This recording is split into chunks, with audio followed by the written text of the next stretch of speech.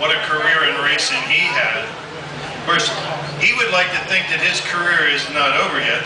Still got some good laps left to turn, and we're trying every possible angle that we have to make that happen for him. What a career at Flemington, 74 wins in a storied career, and Bill Singer said it best, ladies and gentlemen, Stan the Man Ploski!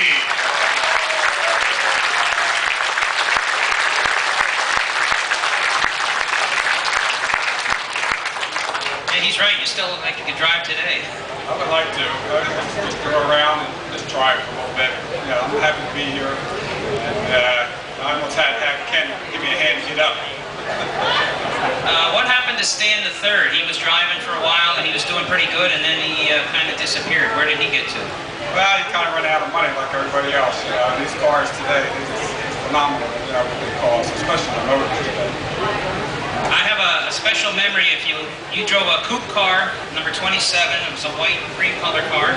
I was 10 years old. We were at the Nazareth Speedway. They gave us rides in stock cars, and I got in the stock car with you. It was only me and you in the car. So you said, sit on my lap here, and I'll show you how to drive this thing. We go down straight away, and you said, when I bump you, now shift it in the first. Okay, I'm going to bump you, now shift it this way. And you taught me how to shift the car. That was one special moment I remember. I still remember that today, some 40 years later, and it was a great memory. Did you enjoy those days back when you used to give the kids the rides in stock cars and things like that? Yes, I did. You know, I tried to get everybody involved, you know, especially the fans and everything, because I never turned away from any of the fans, and especially the kids, because the kids were the ones, you know, they had their idols, you know, to come to the track. So that they had to drag their parents. They even though the parents didn't like it, the kid liked it. Well, back when you started, you and your father raced together, like more or less like teammates. Was your dad the racer, or were you the one that made everybody get out there and go race? Well, let's put it this way. When we first started racing, I used to be the kind of kid that sit up in the grandstand and watch the guys go around, and I keep telling my dad, well, I could do better than this guy, I could do better than that guy. So one day I come home from school, and there was a race car sitting in the driveway, and he said, well, now, he says, let's see what you can do. Well, when I went out there on the racetrack, I did absolutely nothing. I was scared. We came around one time, and I can remember one time we put the motor in the car and going around the track. And this motor was just going boom, boom, boom, boom, boom, boom, boom, all the way around. So I can remember my dad was always like, what's wrong with the motor? What's wrong with the motor? I said, nothing's wrong with the motor. I just can't get my foot to stop shaking. And out of all those victories and all those great days at Flemington, which moment do you think stands out the most? Did you have any great moments that really stand out above the rest? There's a lot of great moments, especially at Flemington, you know, 200, 100 lappers, and especially all the great drivers that I raced against, you know, Billy Allison, Beavers, you know, mentions just a couple of them, but every one of them that I raced against, they were hard. They were really hard, and it really made, you know, a driver. Because Flemington was one of the hardest tracks to get used to. But if you could get around Flemington, you could go to any other racetrack and you do it. Yeah, of course you won the Daniel Boone 200 out at the Reading Fairgrounds. You had many great rides. Does any ride stand out more than the other ones for you? Well, there's a lot of great rides. You know, I won the 24 Ken Brenn's car, 707 Colby's car, even my own car. But every car that I got into, you know, it was just a challenge, you know, just to drive. And, you know, if you're up for it, you know, you did good. You know, I drove Bobby Rozelle's car one night.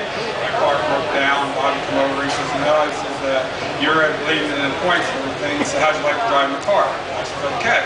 I went out there and we started, I think we got about 18th or something like that, and I brought a home victory. And, but that is determined, you know, if you wanted to really race, you really wanted to win, you had to really put your mind to it. I know years ago Billy Pouch told me when they tore Flemington down, he could not drive past their Route 31. He went around it all the time. When they tore it down, did you avoid that area, or did it matter to you at all any that it was gone?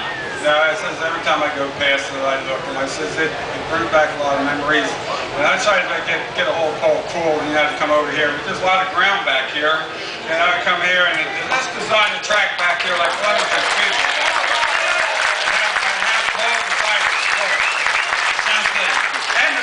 These old drivers right here, like I said, and we're not old, you know, it's just, we're, you know, a little bit slower than we used to be, but get these guys and put them in the car, and let's go around together, you know, like before, you know, bump, rug wheels, little stuff like that. Well, Glenn Fitzgerald calls you established veterans. So that sounds better. They are established. It says the drivers at Flemington, they were tough.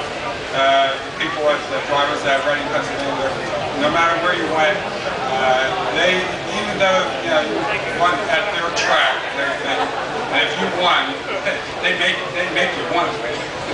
Oh, okay, Stan, thank you. We appreciate it, and we'll talk to you down the road. Come in. I enjoy everybody.